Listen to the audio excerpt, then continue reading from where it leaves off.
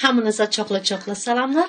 O günləri qeyri-adi bir sizə bildiyimi paylaşmaq istəyirəm. Yəni ki, hazırladığım şirniyyatı. Necə hazırlayıram? Adicə bax beləcə piçenyalardan istifadə edirəm. Azacıq bax belə qoz artıq doğramışam. Qoz, 1 stəkan şəkər tozu, 1 stəkan süd, bizə demək kərə yağı lazım olacaq. Vay, belə. Kərə yağı lazım olacaq. Harca bir xörək qaşığı. Və bunu necə hazırlayıram? Bir də yadımdan çıxdı. Bax, belə bir şokolad, yəni kakao. Əgər kakao varsa kakao. Ancaq mən bugün bu şokoladdan istifadə edəcəyim. Qeyri-adi nəyə görə deyirəm? Yəni bu günləri biz balacalarımızın yeməyindən istifadə edəcəyim. Yəni, baxın, uşaqlar üçün malyotkadan, uşaqların yeməyindən hazır, yəni süd yeməklərindən, belə bir südə əvəz eləyən yeməklərdən və yaxud da ki, necə deyim, belə bir malyotkadan, yəni ki, yasını yaxından göstərirəm, karşadan yox, südlərindən istifadə edəcək. Əvvəlcə götürürəm demək, 1 stəkan şəkər tozunu qaba əlavə edirəm. 1 dəqiqə.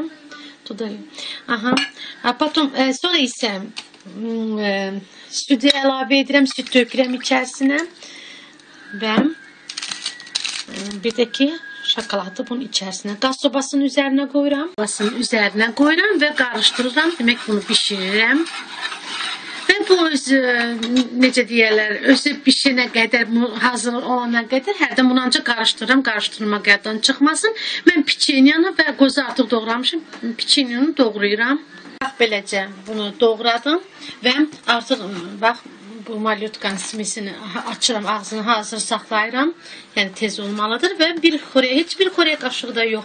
Yarım xörək qaşığına qədər ərinməmiş kərə yağını indi hazırladığım şokoladın içərisinə əlavə qarışdırıram.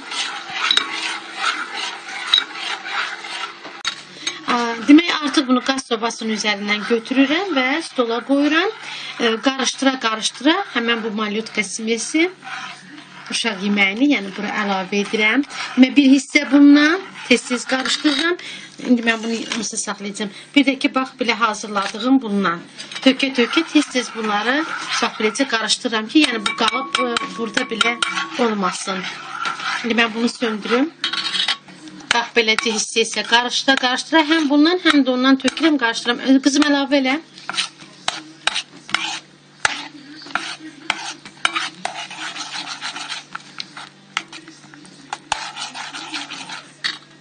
Bax, beləcə bir qutunun tamamilə bura boşaltdım və belə bir görürsünüz ki, qatı bir və bunu nəyə tökəcəm? Bunu tökəcəm, əlavə edəcəm.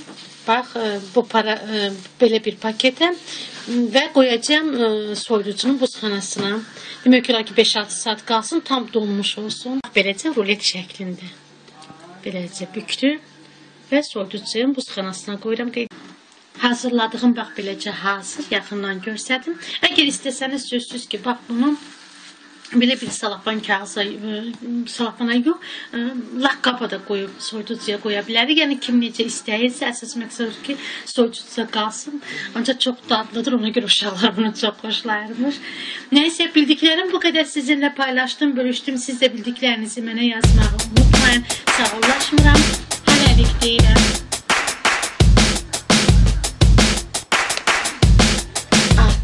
Qaynaqdan sonra düzəcək, bankaya əlavə edəcəm, soyuducuya qoymayacaq. Mən adətən bax, beləcə nanə azacaq səfrəm üzərinə ki, tam dadı olmasın qəşəng.